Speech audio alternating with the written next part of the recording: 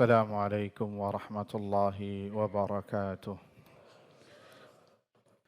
إن الحمد لله نحمده ونستعينه ونستغفره ونتوب إليه ونعوذ بالله من شرور أنفسنا وسيئات أعمالنا.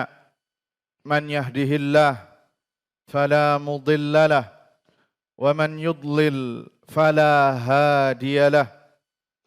أشهد أن لا إله إلا الله وحده لا شريك له وأشهد أن محمدا عبده ورسوله.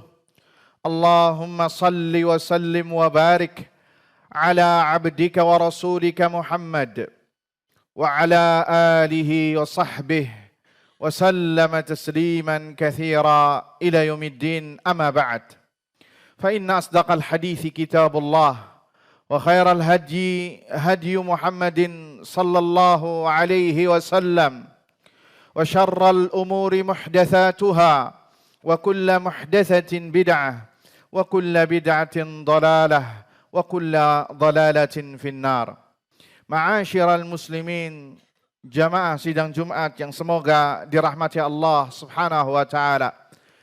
Pertama-tama khatib berwasiat kepada diri khatib pribadi dan kepada para hadirin sidang Jumat yang semoga dirahmati Allah Subhanahu wa taala agar kiranya selalu meningkatkan keimanan dan ketakwaan kita kepada Allah Subhanahu wa taala dengan sebenar-benarnya, yakni dengan menjalankan perintahnya dan menjauhi segala yang dilarang, karena inilah adalah sebagai bekal modal utama seorang hamba berjumpa kelak di hadapan Rabb-Nya.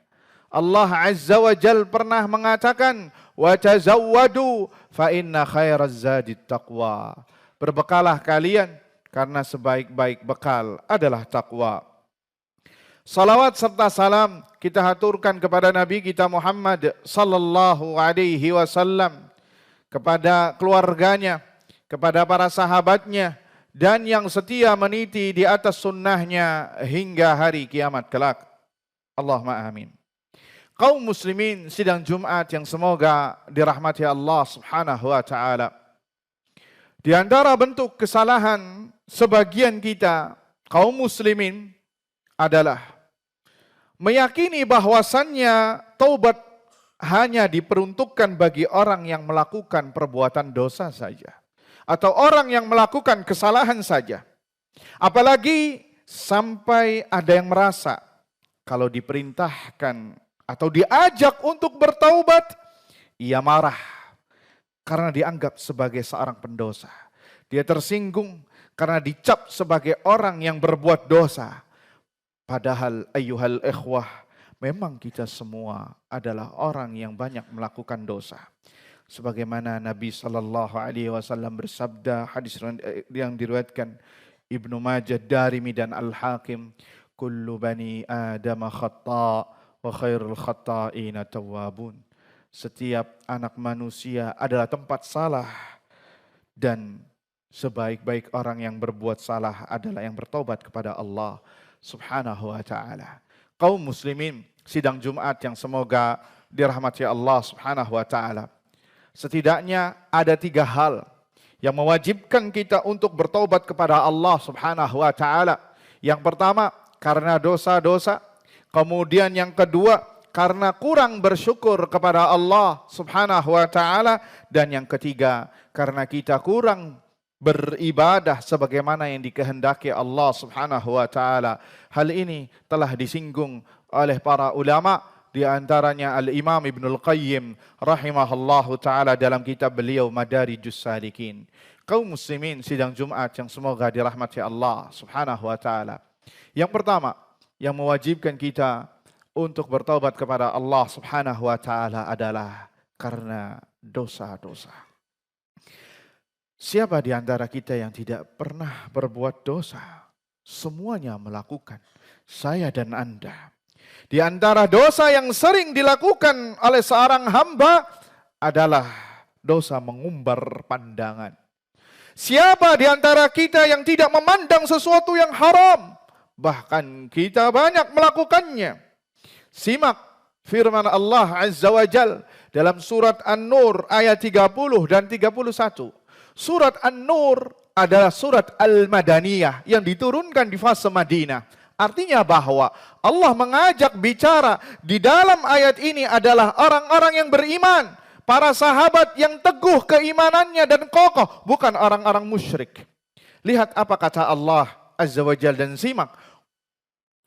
Kullil mu'minina yaghuddu min absarihim wa yahfadhu furujahum. Dzalika azka lahum. Innallaha khabirum bima yasna'un.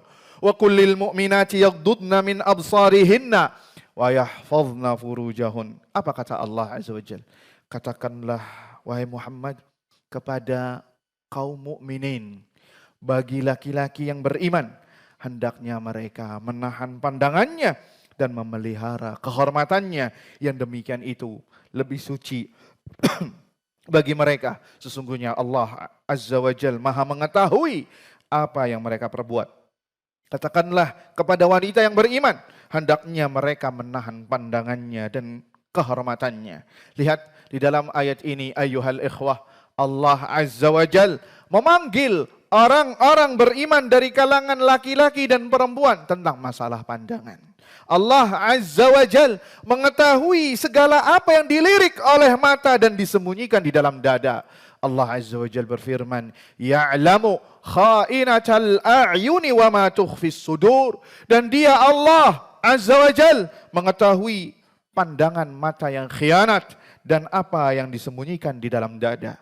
Allah Azza wa Jal tahu tatkala kita dengan sembunyi-sembunyi memandang sesuatu yang diharamkan. Jangankan hal itu, Allah pun tahu apa yang ada di dalam hati seseorang dari penyakit hasad, dengki, sombong, dan lain sebagainya. Oleh karenanya maka di akhir ayat ini mengenai masalah dosa pandangan, Allah tutup dengan kalimatnya, وَتُوبُوا إِلَى اللَّهِ جَمِيعًا أَيُّهَا الْمُؤْمِنُونَ لَعَلَّكُمْ تُفْلِحُونَ. Dan bertobatlah kalian kepada Allah Azza wa Jal, wahai orang-orang yang beriman, agar kalian beruntung. Ikhwani fiddin, azani Allah wa iyyakum. Kita buktikan ayat ini bahwasannya kita suka mengumbar pandangan, mobil khusus sering melihat hal-hal yang haram. Kita tahu ayyuhal ikhwah di jalan banyak sekali gambar-gambar iklan. Iklan mobil kah, iklan motor kah, iklan handphone kah, dan lain sebagainya. Antum lihat barang dagangan yang ditampilkan kecil. Akan tetapi gambar wanita yang sebagai modelnya yang mengumbar aurat dipajang besar-besaran. Kita dipaksa untuk melihat sesuatu yang haram. Kita lihat, kita buka internet, buka YouTube, buka media sosial dalam rangka untuk mencari hal yang bermanfaat, untuk mendengarkan ceramah atau melaksanakan tugas dan lain sebagainya. Tapi lihat, banyak iklan yang berseliweran, yang kebanyakan itu adalah melanggar aturan syariat. Kita dipaksa untuk melihat sesuatu yang haram tersebut. Ini ayyuhal ikhwah baru dosa pandangan. Belum kita rinci kembali dosa-dosa anggota tubuh kita. Seperti hati. Bersemayamnya iri, dengki, sombong, hasad. Belum lagi dengan dosa yang dilakukan tangan. Menulis komentar-komentar yang menyinggung orang lain. Tweet-tweet, ekspresi-ekspresi yang menyinggung orang lain. Menulis berita-berita yang tidak benar. Memberikan komentar negatif kepada orang lain di media sosial. Ini dosa tangan. Belum lagi yang ucapkan oleh lisan, ghibah, namimah, mengadu domba, menggunjing, berkata dusta, memfitnah, mencela, melaknat, mengutuk. Ini baru dosa lisan. Belum lagi yang dilakukan oleh pendengaran, telinga, mendengar ghibah, namimah. Kalau kita perinci satu persatu ayyuhal ikhwah, apa yang kita lakukan dalam seharinya, mungkin kita bisa berputus asa dari rahmat Allah Azza wa Jalla karena banyaknya dosa yang kita lakukan. Sehingga dari satu poin ini, mari kita katakan kepada diri kita, kita ini memang pendosa. Sehingga wajib bagi kita semua untuk bertaubat kepada Allah Subhanahu wa ta'ala. Kaum muslimin sidang Jumat yang semoga dirahmati Allah Azza wa Jalla. Poin kedua, dan ini kita tutup pada khutbah pertama, adalah di antara hal yang menyebabkan kita wajib bertaubat kepada Allah adalah karena kita kurang bersyukur terhadap nikmat yang Allah berikan kepada kita. Allah Azza wa Jalla mengatakan dalam Al-Quran surat An-Nahl ayat 18. Wa in ta'uddu ni'matallahi la tuhsuha innallaha laghafurur rahim. Dan jika kalian menghitung-hitung nikmat Allah, niscaya kalian tidak akan mampu menghitungnya. Sesungguhnya Allah benar-benar maha pengampun lagi maha penyayang. Ayuhal ikhwah, nikmat yang Allah berikan kepada kita sangat banyak. Sampai-sampai ada seorang ulama yang mengatakan, kalau antum ingin tahu berapa banyak nikmat yang Allah berikan kepada antum, coba bangun tidur, pejamkan mata. Kemudian lakukanlah aktivitas sebagaimana mestinya. Seperti biasa, apa yang terjadi? Antum tidak bisa melakukan aktivitas seperti biasa. Salah langkah akan menabrak tempat-tempat yang tidak baik. Antum salah mengambil barang, bahkan antum ke kamar mandi atau ke tempat lainnya pun tidak bisa. Waktu yang dibutuhkan itu jauh lebih banyak dari yang sebelumnya. Ini baru nikmat pandangan. Akan tetapi kita gunakan untuk bermaksiat kepada Allah Azza wa Jal. Inna lillah wa inna ilaihi raji'un. Benar apa yang Allah beritakan tentang kita semua. Innal insana la zalumun kafar. Sesungguhnya manusia itu benar-benar zalim dan kufur. Tidak pandai berterima kasih kepada Allah Azza wa Jal. Dalam ayat lain yang hampir semuanya hafal. Innal insana li rabbihi lakanud. Sesungguhnya manusia terhadap nikmat-nikmat Rabbnya tidak pandai berterima kasih. Ingkar, kufur terhadap nikmat Allah subhanahu wa ta'ala. Jadi ayuhal ikhwah, Allah memberikan kepada kita nikmat yang begitu banyak. Kata Al-Imamul Hasanul Basri rahimahullahu ta'ala, manusia itu lupa terhadap kenikmatan dan gampang mengingat musibah. Misalnya ayuhal ikhwah, dalam waktu 1 tahun saja Allah berikan kepada Anda, kepada kita semua kesehatan 1 tahun full. Namun 1 hari dikasih rasa sakit atau diberi rasa sakit, penyakit, mengeluh habis-habisan. Mengeluh di medsos, mengeluh kepada kanan dan kiri. Hampir semua satu RT pun tahu bahwasanya Anda sakit. Lupa terhadap nikmat Allah yang Allah berikan 1 tahun full. Kendaraan yang kita gunakan dalam 1 tahun tidak ada apa-apa. Namun 1 hari saja diberikan ujian tidak bisa digunakan sebagaimana mestinya, kita mengeluh habis-habisan. Na'udzubillah. Itulah karakter manusia. Innal insana li rabbihi lakanud. Bahwasanya manusia terhadap nikmat Allah Azza wa Jal itu tidak pandai berterima kasih.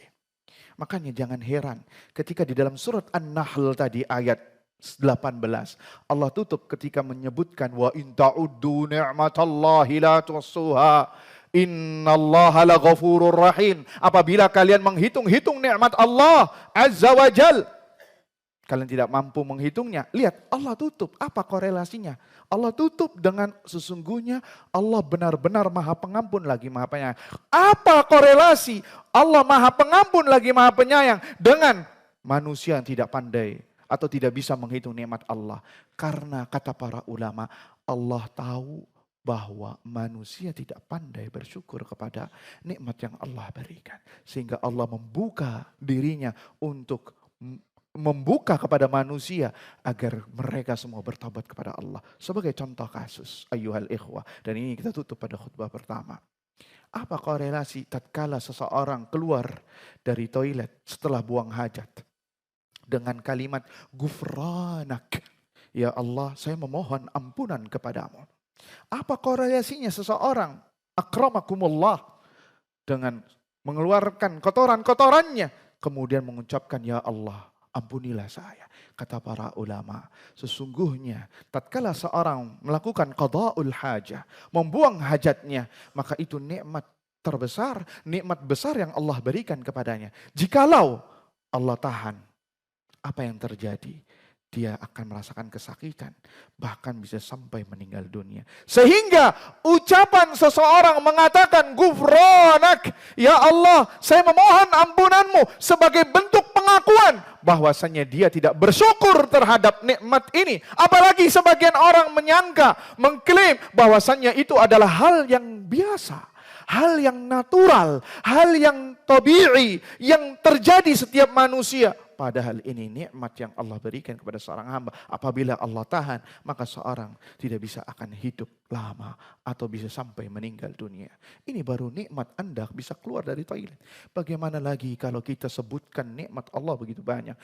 Kita memiliki pasangan, kita memiliki anak, kita memiliki rumah, memiliki penghasilan, memiliki kendaraan, bisa menghadiri majelis ta'lim, sehingga kalau kita satu persatu kita perinci, kita mungkin belum bisa bersyukur terhadap nikmat yang Allah berikan kepada kita semua. Aqulu qawli hadza wa astaghfirullah li wa lakum wa lisairil muslimina wal muslimati min kulli dhanbin wa khati'ah fastaghfiruhu innahu huwal ghafurur rahim.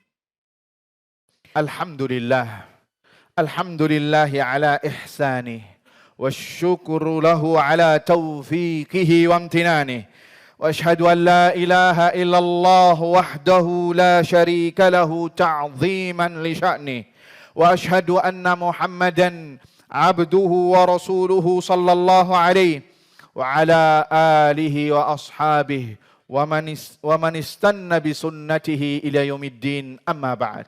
Kaum muslimin sidang Jumat yang semoga dirahmati Allah Subhanahu wa taala. Poin yang ketiga dan ini yang terakhir kita tutup pada khutbah yang mulia ini insyaallah adalah yang membuat kita wajib bertaubat kepada Allah selain karena kita adalah pendosa, selain karena kita adalah kurang bersyukur terhadap nikmat Allah. Poin yang ketiga kata para ulama, kita kurang beribadah kepada Allah sebagaimana mestinya. Kalaupun beribadah, ya, maka jauh dari kalimat yang diinginkan oleh Allah dan Rasulnya Sallallahu Alaihi Wasallam. Oleh karenanya maka, ayohal ikhwah, di antara hikmah kenapa setelah selesai salat kita diperintahkan untuk beristighfar bukan dengan berdoa. Karena sebagai bentuk pengakuan salat yang kita lakukan itu masih jauh dari apa yang diinginkan oleh Allah Subhanahu Wa Ta'ala. Allah Azza wa Jalla berfirman dalam surat Toha ayat 14. Aqimis salata li dzikri. Tegakkanlah salat, dirikanlah salat dalam rangka untuk mengingat aku, kata Allah. Lihat, di dalam salat kita diperintahkan untuk mengingat Allah Subhanahu wa taala. Tapi apa kenyataannya ayuhal ikhwah? Apakah kita mengingat Allah Azza wa Jalla di dalam salat kita? Kalaupun ada sangat sedikit. Kita justru mengingat kebutuhan kehidupan. Hal-hal yang akan dilakukan atau setelah dilakukan ketika kita sholat. Kita tidak banyak mengingat Allah Azza wa Jal. Kita tidak banyak khusyuk kepada Allah Azza wa Jal. Kita lebih ingat ketika sholat perkara-perkara dunia kita. Yang telah dikerjakan atau yang akan dikerjakan. Ini dalam ibadah. Kita menghadap Allah Subhanahu wa ta'ala. Kita tidak mengingat kecuali sedikit sekali. Dan itu terhadap seluruh ibadah. Hatta terhadap salat Jumat mungkin. Khutbah Jumat yang sekarang sedang berlangsung. Coba berikan kepada kita. Coba antum bisa terka apa poin-poin yang disampaikan oleh khatib Jumat. Apakah bisa kita memberikan kesimpulannya? Ataukah pikiran kita kemana? Jasad kita di masjid, pikiran kita di luar masjid. Itu yang banyak kita lakukan ketika kita menghadap Allah Azza wa Jalla. Ketika kita beribadah kepada Allah Subhanahu wa ta'ala. Ketika imam salah bacaannya. Yang mana itu salat dengan surat-surat yang semua orang tahu. Tidak banyak bisa yang mengikutinya atau membenarkannya. Imam tambah rakaatnya pun tidak ada yang sadar. Kenapa? Karena kita gerakannya bak robot dalam sholat. Tidak ada roh dalam sholat kita. Itulah kenapa kita diperintahkan oleh Allah Azza wa Jalla untuk bertaubat kepada Allah Azza wa Jalla. Karena kita kurang beribadah sebagaimana mestinya. Ayuhal ikhwah, hadirin sidang Jumat yang semoga dirahmati Allah Subhanahu wa ta'ala. Lebih menakjubkan Nabi lagi. Nabi kita Muhammad sallallahu alaihi wasallam. yang menghabiskan waktu usianya untuk Allah dan untuk Islam. Masih diperintahkan oleh Allah untuk meminta ampun kepadanya. Padahal beliau ini kurang apa? Nabi kita Muhammad SAW. Beliau jangan ditanya masalah sholat. Kakinya sampai bengkak. Puasa jangan ditanya. Beliau yang paling banyak puasanya. Berdakwah, berjihad, dimusuhi, disakiti. Semuanya karena Allah Azza wa Jalla. Tapi di akhir usia beliau sallallahu alaihi wasallam, Allah turunkan satu firman-Nya yang hampir semua di masjid ini hafal. Surat An-Nasr. Idza jaa nasrullahi wal fath wa ra'aitan nasa yadkhuluna fi dinillahi afwaja fasabbih bihamdi rabbika wastaghfir innahu kana tawwaba. Apabila datang pertolongan Allah dan kemenangan, dan kamu melihat manusia masuk ke dalam agama Allah dengan berbondong-bondong, maka kata Allah Azza wa Jalla, fasabbih, bertasbihlah dengan memuji Tuhanmu, wastaghfir, dan memohon ampunlah, sesungguhnya Allah Maha penerima taubat. Lihat Nabi SAW yang ibadahnya luar biasa, diminta untuk bertaubat, beristighfar. Lantas bagaimana lagi dengan kita? Dari sini kita sadar, ayyuhal ikhwah, kita kurang beribadah kepada Allah Azza wa Jalla. Kita kurang membaca Al-Quran. Kita kurang salat malam atau salat sunnah. Kita kurang berzikir.